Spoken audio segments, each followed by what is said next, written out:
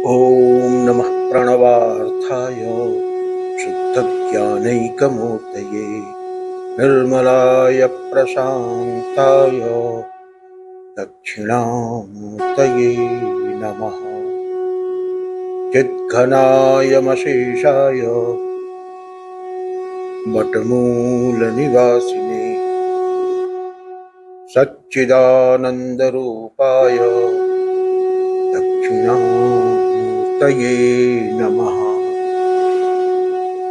ईश्वरो गुरुरात्मेति मूर्तिभेदविभागिने व्योमवद्व्याप्तदेहाय दक्षिणामूर्तये नमः।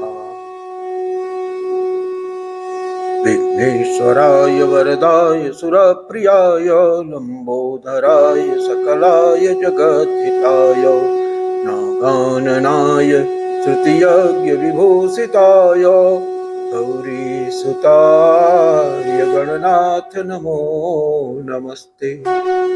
विघ्नार्तिनाशनपराय गणेश्वराय सर्वेश्वराय सुखदाय सुरप्रियाय विद्याददाय विकटाय च वामनाय भक्तप्रसन्नवरदाय नमो नमस्ते।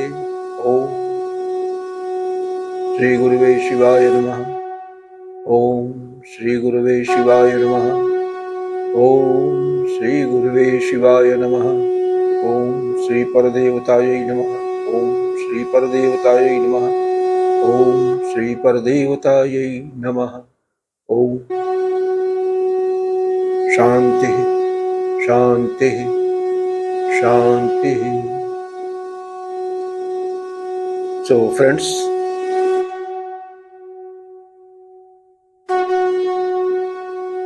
आज हम लोग अपने वार्तालाप के फॉर्मेट को थोड़ा सा चेंज करेंगे और चेंज में ये करना है कि प्रश्न आते रहते हैं तो प्रश्नों का कोई ठीक नहीं रहता है कि किसके मस्तिष्क में कौन सा प्रश्न कब कौंधेगा और वो उसको चर्चा के लिए उपस्थित कर देता है और हम लोग उस पर केंद्रित हो जाते हैं। तो एक कठिनाई ये महसूस हो रही थी कि इसमें चर्चा में कोई तारतम्य नहीं रह जाता है। तो हम लोगों का एक विशिष्ट लक्ष्य था इस चर्चा को शुरू करने के पीछे भावना ये थी कि एक अच्छा वातावरण हो और स्वस्थ और गंभीर चर्चा हो और इस बात को लक्ष्य करके चर्चा हो कि हमें अपने समाज को, अपने राष्ट्र को, अपने बंधु बांधवों को एम्पावर करना है, इनलाइटन करना है और अगर वो भौतिकवादी दृष्टिकोण से अतिशय आक्रांत हैं तो उनके दृष्टिकोण में थोड़ा सा परिवर्तन करते हुए उनके व्यक्तित्व के अन्य सूक्ष्मतर पहलुओं जैसे कि मानसिक शक्ति, प्राणिक शक्ति, बौद्धिक शक्ति, आर्थिक शक्ति, सामाजिक शक्ति और सबसे बढ़ के आध्यात्मिक शक्ति, इन सारे स्तरों को धीरे धीरे उद्घाटित करने का भाव था। तो एक तरह से यह एक अनंत की यात्रा है और बड़ी मस्ती भरी यात्रा है। तो अनंत की यात्रा और मस्ती भरी यात्रा का मतलब ये होता है कि ये जब नदी की तरह से स्वच्छंद बहती रहे। नदी का भी अपना एक कोर्स होता है और उस कोर्स को पकड़ के वो बहती है। उसकी स्वच्छंदता इस अर्थ में होती है कि कोई बार बार उसकी धारा को अलग अलग दिशाओं में मोड़ने का प्रयास नहीं करता है। वो अपनी मस्ती में अपना चलती है। अगर कभी कोर्स बदलना होता है तो नदी स्वयं तय करती है कि उसे कौन सा कोर्स लेना है। और ये बहुत ही सूक्ष्म बात है। सूक्ष्म बात का मतलब ये है कि जैसे कहा गया कि हम लोग एक अनंत पथ के पथिक हैं। नदी की उपमा बीच में आ गई, नदी चलती है, सागर में मिल जाती है, अपना वजूद खो देती है, लेकिन अपना वजूद खोने के साथ ही वो सागर बन जाती है।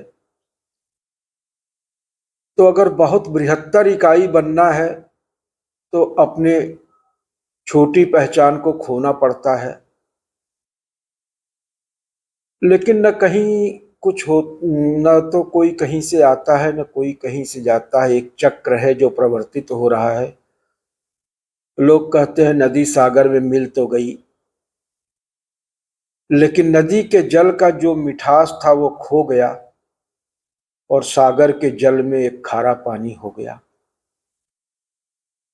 बात तो सही है कि नदी का जल, सरिता का जल मीठा होता है, समुद्र का जल खारा होता है, लेकिन प्रकृति में जो कुछ भी होता है ना, उसमें एक बहुत बड़ा रहस्य छिपा होता है। उस रहस्य को समझने की बात है कि सारी नदियों का जल सिमट के समुद्र में जाता है और एक बहुत बड़ा वास्ट वाटर बॉडी बनती है, एक रिजर्वायर बनता है, और फिर सूर्य की किरणें उसका शोधन करती हैं, उसका शोषण करती हैं, और वही खारा पानी जो इस संसार यात्रा के क्रम में वासना के रूप में व्यष्टि सत्ताएं अर्जित करती रहती हैं, जब उसे जाके एक जगह समर्पित कर देती हैं और वो एक बड़ी इकाई किसी अन्य और बड़ी इकाई के हेतु काम करना स्वीकार कर लेती है, तो उससे जो उच्चतर सत्ता होती है वो उसका शोधन करती है। वारिधि का जल भी वाष्प रूप में जब आकाश में जाता है तो उसमें कोई खारापन नहीं रहता। सूरज की किरणें उसके खारेपन का शोधन कर देती हैं और वाष्प रूप में जो जल का अंश परिणत होता है वो बिल्कुल शुद्ध होता है, मीठा होता है, उसमें किसी तरह के वासना का लेस नहीं होता है। तो जब हम उस परात्पर परब्रह्म को अपना लक्ष्य मान के, गंतव्य मान के उसकी तरफ यात्रा करते हैं, तो ये यात्रा एकांगी नहीं होती है। वो सत्ता भी अपनी तरफ से हाथ बढ़ा के हमारा स्वागत करती है, हमारे आलिंगन को उत्सुक रहती है और हमारे पथ को भी प्रशस्त करती रहती है। उसको कंटका किरण जो पथ है, उसके कंटकों को एक एक करके हटाती रहती है, दूर करती रहती है। तो ये एक क्रम है, सृष्टि चक्र इसी तरह से प्रवर्तित होता है कि नदियां अपना जल समुद्र को सौंप देती हैं, समुद्र उस जल को सूरज की किरणों को सौंप देता है, सूरज की किरणें उसे शुद्ध करके वाष्प रूप में परिणत कर देती हैं और फिर वो वाष्प बादल बन के फिर पूरी धरती की प्यास को तृप्त करता है। उस प्यास की तृप्ति के फलस्वरूप धरती में वनस्पतियों का उदय होता है, अन्न शाक फल उत्पन्न होते हैं और जितने भी पार्थिव पदार्थ हैं जिसमें कि समस्त जीव जंतु और यहाँ तक कि मानवीय सृष्टि भी आती है, वो सब उत्पन्न होते हैं। तो ये सारा कुछ सृष्टि प्रक्रिया जो है वो एक चक्रीय क्रम में प्रवर्तित हो रहा है और यह संपूर्ण प्रक्रिया यज्ञ रूप है, जहां व्यष्टि सत्ता अपनी निजता का परिहार करती है, उसका त्याग करती है, और यह जो उसकी निजता का त्याग है वही उसे समष्टि के अंग के रूप में परिणत करता है और समष्टि के और भी विकास का बायस बनता है। तो बात ये थी कि हमारी ये जो यात्रा है, ये वार्ता है, कुछ इसी तरह से जो है वो यज्ञ रूप में प्रवर्तित हो रहे, सहज क्रम से जिस तरह से सृष्टि में एक चक्रीय क्रम प्रवर्तित हो रहा है। एक कड़ी दूसरे कड़ी को कुछ अपना फॉरवर्ड कर दे रही, दूसरी तीसरी को, तीसरी चौथी को, और इस फॉरवर्ड करने के क्रम में जो व्यक्तिगत जो वासनाएं थी उनका शोधन हो जा रहा है। और जब ये शोधन हो जाएगा कि ये वासनाएं ही हमको विशिष्ट बनाती हैं, और जब हम निर्विशेष हो जाएंगे तो हम जो है सर्वव्यापी हो जाएंगे, सर्वज्ञ हो जाएंगे, सर्वसमर्थ हो जाएंगे। ये सारी चीजें हैं। तो अपनी विशेषताओं को त्यागने की एक प्रवृत्ति हमको पैदा करना है, क्योंकि ये हमारी जो अपनी विशिष्टताएं हैं संसार के लिए अच्छा है। संसार में अलग अलग रंग हैं, देखने में अच्छा लगता है, और भगवान अकेले में बोर हो रहे थे तो रंगों से भरी हुई सृष्टि उन्होंने इसीलिए बनाया है। लेकिन ध्यान देने की बात है कि चूंकि सृष्टिक्रम चक्रीय है और यज्ञ के रूप में ये प्रवर्तित हो रहा है, तो जो महाशून्य था, महाशून्य जो है बिंदु रूप में हुआ, बिंदु से त्रिकोण हुआ, त्रिकोण से अष्टकोण हुआ, अष्टकोण से अंतरदशार हुआ, अंतरदशार से बहिर्दशार हुआ, बहिर्दशार से चतुर्दशार हुआ, चतुर्दशार से जो है वो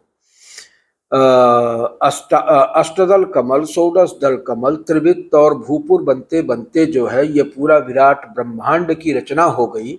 लेकिन इसी विराट ब्रह्मांड में सृष्टि स्थिति संहार तीनों क्रम निरंतर चल रहा है।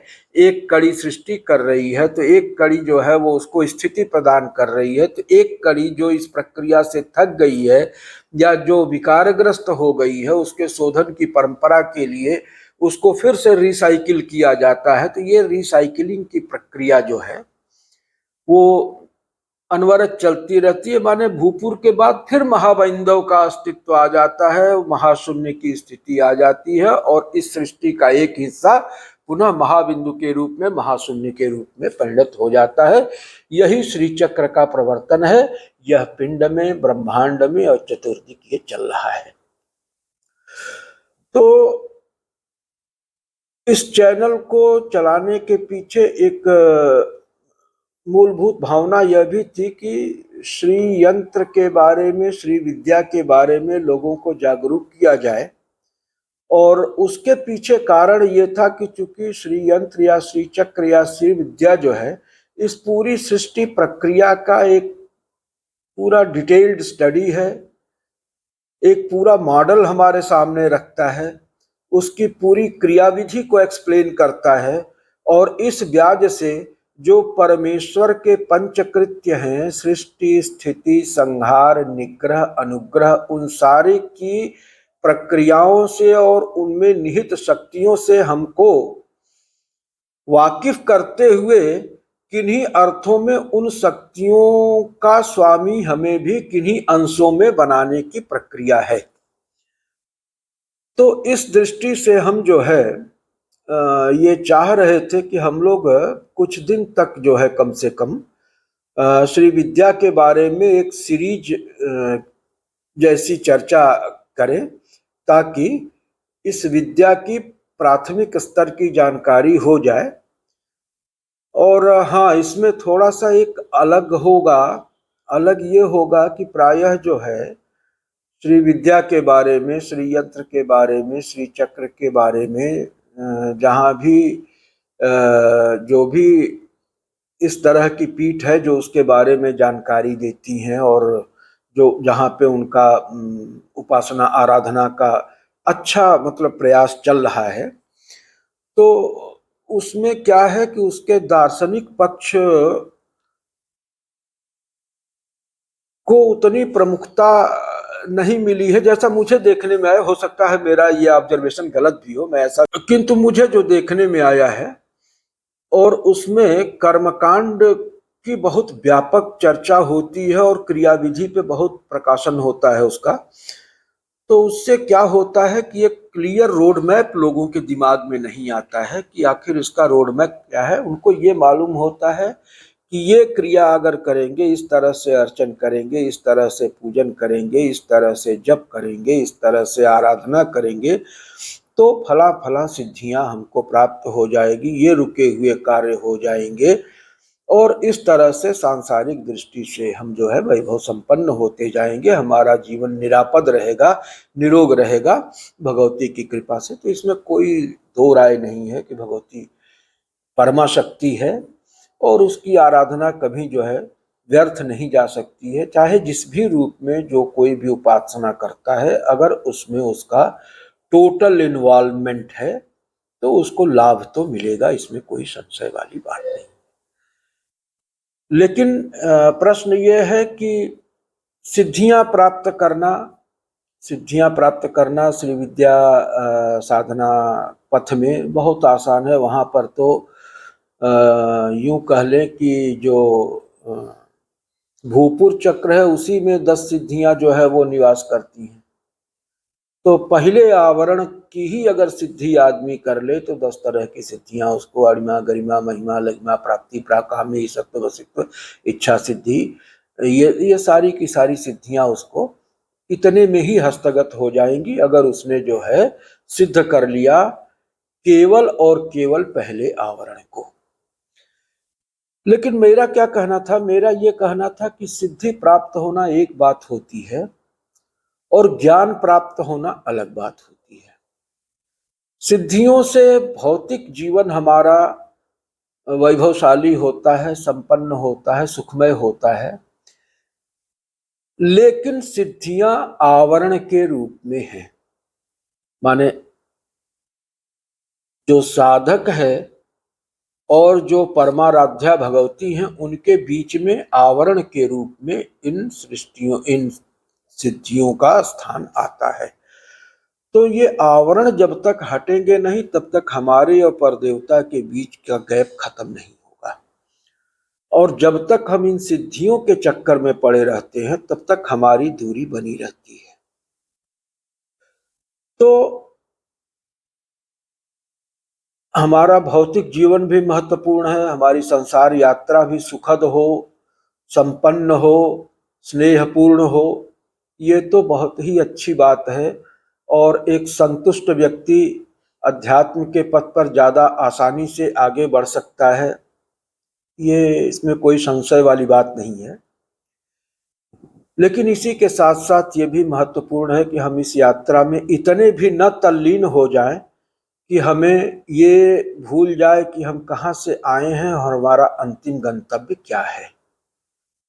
क्योंकि संसार जब तक है ये द्वंद्वात्मक भावों से बना है, इसमें सुख है तो दुख है, हानि है तो लाभ है, जय है तो पराजय है, जीवन है तो मरण है, शोक है, संताप है, क्लेश है, अभाव है, रोग है, तो सभी चीजें इसमें हैं। संसार की रचना ही इस हिसाब से की गई है, द्वंद्वात्मक भावों से मिला के इसकी रचना की गई। तो सिद्धियों का चमत्कार तो होगा, लाभ तो होगा, लेकिन उनकी एक सीमा है। जब हमारा तपबल क्षीण होगा तो वो सिद्धियां हमारा साथ छोड़ देंगी और फिर से हमारा जीवन वही पूर्ववत विषण्ण हो जाएगा, जिसमें क्लेश, संताप, दुख, दौर मनस्य, ये सारा कुछ जो है प्रचुरता में सर्वत्र दिखेगा। तो हमें अपने भौतिक जीवन को संपन्न और ऐश्वर्यपूर्ण करना ठीक बात है, इसमें मुझे कोई आपत्ति जैसा कुछ नहीं दिखता है। लेकिन शर्त यह है कि इसके साथ हमारी दृष्टि जो है अपलक अपने लक्ष्य पे लगी रहे कि हमारा लक्ष्य सिर्फ इतना नहीं है, ये तो यात्रा को सुगम बनाने के लिए है, लेकिन हमारा गंतव्य ये नहीं है, ये मार्ग है। और गंतव्य तो हमारा वो है जहां से हम आए हैं, ईश्वर अंश जीव अविनाशी ममैवांशो जीवलोके जीवभूतः सनातनः। तो उस अपने अंशी को प्राप्त होना है। ये जो अंश है वो अंशी में मिलेगा, यही इसका अंतिम परिणाम है। तो इस यात्रा को बहुत लंबी न करके हम जितना संक्षिप्त और सुखमय कर सके वो बढ़िया है। वो तभी संभव है जबकि हम लक्ष्य पे अपनी दृष्टि गड़ाए रखें और उसी दिशा में चलते रहें। उपलक्ष्य को उतना ही तक जो है वो महत्व दें जितना तक वो हमारे लक्ष्य के साधन में सहयोगी है। उससे ज्यादा उपलक्ष्य को जो है वो महत्व देने की आवश्यकता नहीं है। तो मोक्ष अगर हमारे भारतीय दर्शन में, भारतीय संस्कृति में धर्म, अर्थ, काम, मोक्ष, ये 4 पुरुषार्थ बताए गए हैं, तो अंतिम पुरुषार्थ, अंतिम लक्ष्य मोक्ष है। और उस मोक्ष की प्राप्ति के लिए क्या बताया कि ऋते ज्ञानान्न मुक्ति, ज्ञान के बिना मुक्ति हो नहीं सकती। तो ये जो हम जब तब पूजा आराधना कर लेते हैं तो उससे सिद्धियां प्राप्त होती हैं, लेकिन मुक्ति के लिए तो ज्ञान ही प्राप्त करना होगा। हाँ, ज्ञान प्राप्ति में ये सहायक होंगी, क्योंकि इससे चित्त का शोधन होगा, चित्त की एकाग्रता होगी। लेकिन ज्ञान प्राप्ति क्या है कि चित्त, ज्ञान तो हमारा स्वरूप है, चैतन्य हमारा स्वभाव है, सच्चिदानंद हमारा स्वरूप है, लेकिन वो अज्ञान से ढका हुआ है, तो इस अज्ञान की निवृत्ति करनी पड़ेगी। तो अज्ञान की निवृत्ति जो है वो इससे नहीं होती है, क्योंकि अज्ञान जो है वो ज्ञान का ढक जाना है, तो ज्ञान को अनावृत करना होगा। और ज्ञान को अनावृत करने के लिए श्रवण, मनन, निधिध्यासन ये उपाय बताया गया है। क्योंकि श्रवण से अज्ञान की निवृत्ति होती है, मनन से संशय की निवृत्ति होती है, और निधिध्यासन से वासना की निवृत्ति होती है। और वासना ही कारण शरीर है, जिसकी वजह से आत्मा में संकोच होता है। अज्ञान इसी को कहा गया है। तो यही अज्ञान का पर्दा पड़ता है, और जब इस अज्ञान के पर्दे का अपसरण हो जाएगा तो उसके बाद ज्ञान स्वरूप चैतन्य अपने स्वभाव में स्वतः चमक उठेगा। तो आज हम लोग इस वार्ता को यहीं रोकते हैं, और फिर दूसरी कड़ी में इसको हम लोग आगे ले चलेंगे इन्हीं शब्दों के साथ। ओम पूर्णमदः पूर्णमिदं पूर्णात् पूर्णमुदच्यते पूर्णस्य पूर्णमादाय पूर्णमेवावशिष्यते। ओम शांति शांति शांति। ओम श्री गुरुभ्यो नमः। ओम श्री गुरवे शिवाय नमः। ओम श्री परदेवतायै नमः। तो मित्रों, अगर ये वीडियो आपको अच्छा लगा तो आप इसे लाइक करें, चैनल को सब्सक्राइब करें, अधिकाधिक मात्रा में शेयर करें, ताकि राष्ट्रवादी सनातन शक्ति द्वारा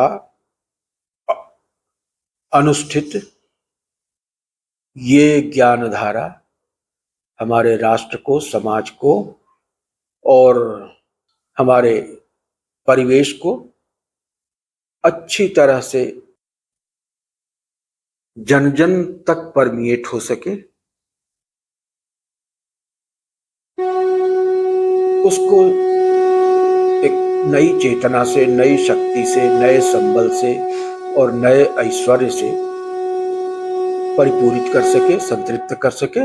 इन्हीं शब्दों के साथ सर्वे भवन्तु सुखिनः, सर्वे सन्तु निरामयाः, सर्वे भद्राणि पश्यन्तु, मा कश्चित् दुःखभाग् भवेत्।